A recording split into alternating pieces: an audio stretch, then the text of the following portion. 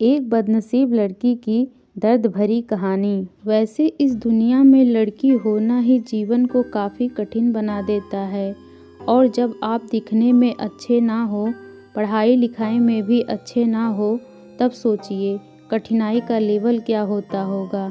संध्या बचपन से ही पढ़ाई लिखाई में कमज़ोर थी। रंग उसका सांवला था, नाक नक्शा भी बाकी लड़कियों की तुलना में इतना खास ना था। ऊपर से भगवान ने दांतों की बनावट भी टेढ़ी मेढ़ी दी थी। जब संध्या छोटी थी तो बचपन में स्कूल के बच्चे चिढ़ाते, बड़ी हुई तो गली मोहल्ले के लोग उसे देखकर मुंह फेर लिया करते। कोई भी उसका दोस्त बनने के लिए तैयार ना था। उसके रिश्तेदार भी कुछ खास उसे भाव दिया ना करते। बस एक उसकी माँ ही थी जिसे उसके सूरत या लुक से कोई फर्क नहीं पड़ता। माँ संध्या से और संध्या माँ से बेहद प्यार करते। दुनिया भर की आलोचनाओं को सहने की शक्ति थी माँ को संध्या के लिए। जब कोई उसे डफर बोल देता या जब कोई उसे बदसूरत बोल देता, जब संध्या को शादी के लिए देखने आए लोग उसे बिना पसंद किए लौट जाते, यहाँ तक कि जब खुद के पापा ही उसे मनहूस बोल देते, तब माँ ही तो थी जो उसे समझती कि लोगों के बोलने से क्या होता है, तू तो मेरी प्यारी बेटी है। भगवान के किए इतने सारे अन्यायों के बावजूद संध्या जीना सीख गई थी। वह खुश रहना सीख गई थी। जो भी गिने चुने लोग उनसे बातें करते, उन्हें चुटकुले सुनाकर हंसाया करती और खुद भी ठहाके लगाकर हंसा करती। इसके अलावा एक और बड़ी खूबी थी संध्या की, उसे खाना बनाने में बहुत मज़ा आता था। और ना सिर्फ खाना बनाने में मज़ा आता था, उसका बनाया खाना खाकर लोगों को जो स्वाद आता था वह उनको तृप्त कर जाता था। और यह उसमें अपने आप तो नहीं आया था। दुनिया के ठुकराए जाने के बाद उसने अपना सारा समय खाना की रेसिपी की किताबें, रेडियो और टीवी चैनल को समर्पित कर दिए थे। संध्या की तारीफ तो कोई भी नहीं करता, लेकिन उसके हाथों के बने खाने की तारीफ वह हर व्यक्ति करता जो उसे चखता। इस एक गुण की वजह से संध्या अपने आजू बाजू की औरतों में फेमस हो गई थी, क्योंकि जिसे भी खाना पकाना सीखना हो या कुछ नया पकवान बनाना सीखना हो तो वह संध्या के पास आती और संध्या भी खुशी खुशी उन्हें सब सिखाती। उसके पास आने वाली औरतें अच्छा खाना बनाना सीख जाती, लेकिन लाख कोशिश करने के बाद भी संध्या के हाथों का वह जादू जो सबको तृप्त कर जाता, वह कोई ना सीख पाता। संध्या की जिंदगी इन्हीं उतार चढ़ावों के साथ कट रही थी। एक बार फिर से माँ बाप ने जी तोड़ कोशिश कर एक फैमिली को संध्या को देखने के लिए मना लिया था और अगले दिन लड़का संध्या को देखने आने वाला था। संध्या को इस बात की खबर होने पर वह दुखी और गुस्सा हो गई थी कि बिना उससे पूछे पता नहीं क्यों माँ बाप लड़कों को बुला लेते थे और उसका मजाक बना देते थे। माँ ने संध्या को समझाया था कि ऐसा ही होता है, कोई भी बेटी अपने माँ बाप के यहाँ हमेशा नहीं रहती, उसे एक दिन शादी करके जाना ही पड़ता है। अगले दिन संध्या सुबह सुबह ही लड़के वालों के आने से पहले ही सज संवर कर कहीं निकल गई थी। उस दिन लड़के वाले घर आकर माँ बाप को बहुत खरी खोटी सुना कर गए थे। वैसे भी पापा को संध्या पर हमेशा गुस्सा रहता था, लेकिन उसकी इस हरकत ने उनको गुस्से से पागल कर दिया।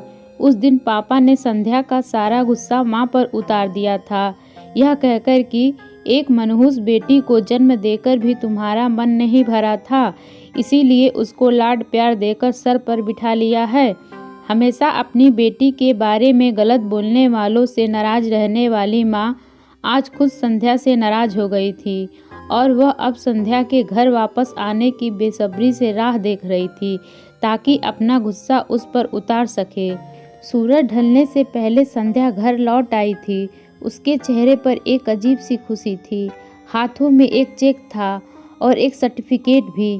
संध्या माँ से कुछ कहना चाहती थी, लेकिन इससे पहले कि संध्या अपने मुंह से एक भी शब्द कह पाती, माँ ने उसे खरी खोटी सुनाना शुरू कर दिया। गुस्से में माँ बोलते बोलते इतना कुछ बोल गई कि वो संध्या ने कभी अपने सपने में भी नहीं सोचा था। माँ ने कहा, बाकी सभी लोग सही थे। तुम सच में मनहूस हो। तुम्हारी वजह से हर कोई परेशान है। अच्छा होता जो तुम पैदा होते ही मर जाती। यह दिन ना देखना पड़ता हमें। गुस्से में बड़बड़ाती और सब्जियां काट रही माँ ने एक बार भी संध्या की तरफ नहीं देखा था।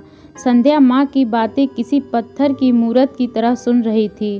पत्थर की ऐसी मूरत जिसके शरीर में तो जान ना हो, लेकिन आंखों से आंसुओं की धारा बह रही हो। संध्या ने माँ से पूछा, माँ क्या सच में तुम भी चाहती हो कि मैं मर जाऊं? क्या इतनी बुरी हूँ मैं माँ? अभी भी गुस्सा सर पर सवार होने की वजह से माँ ने कह दिया हाँ।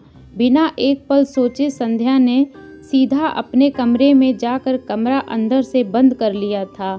1-2 मिनट बाद गुस्सा शांत होने पर माँ को अपनी गलती का एहसास हुआ तो संध्या के रूम के तरफ गई।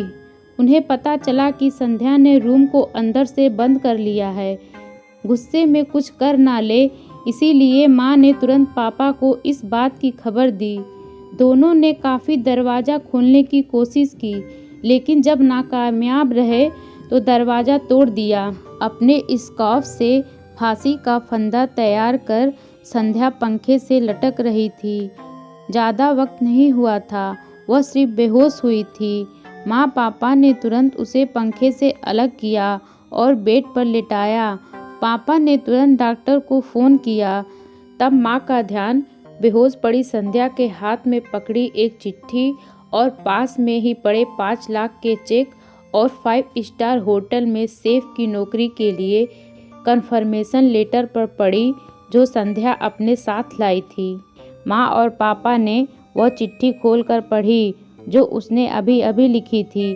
चिट्ठी कुछ इस प्रकार थी, मम्मी और पापा, मैं जानती हूँ मेरे जन्म से लेकर आज के दिन तक मैंने ऐसा कुछ भी नहीं किया है जिस पर आप गर्व कर सकें, लेकिन मैं आपको बताना चाहती थी कि आज मैं खाना पकाने के नेशनल लेवल कंपटीशन को जीत चुकी हूँ और यह 5 लाख का चेक मुझे प्रथम स्थान पर आने के लिए मिला था। जजीस को मेरा खाना इतना पसंद आया था कि उन्होंने मुझे एक बहुत बड़े होटल में बतौर मास्टर शेफ की नौकरी के लिए कन्फर्मेशन लेटर को ही दे दिया था।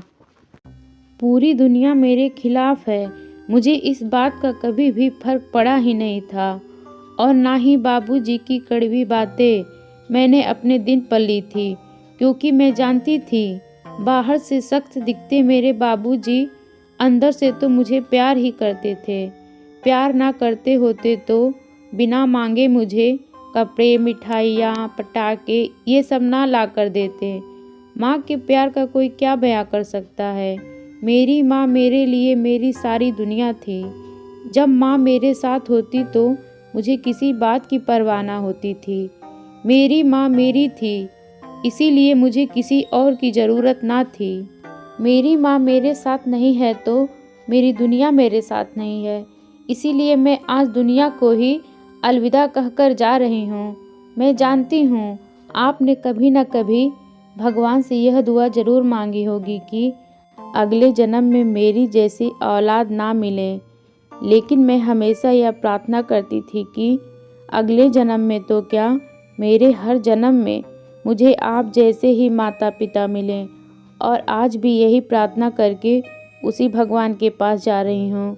चिट्ठी पढ़ते पढ़ते माँ और पापा सर से पाँव तक पछतावे में डूब गए थे और बेहोश पड़ी संध्या के सर पर हाथ फेरते हुए फूट फूट कर रो रहे थे।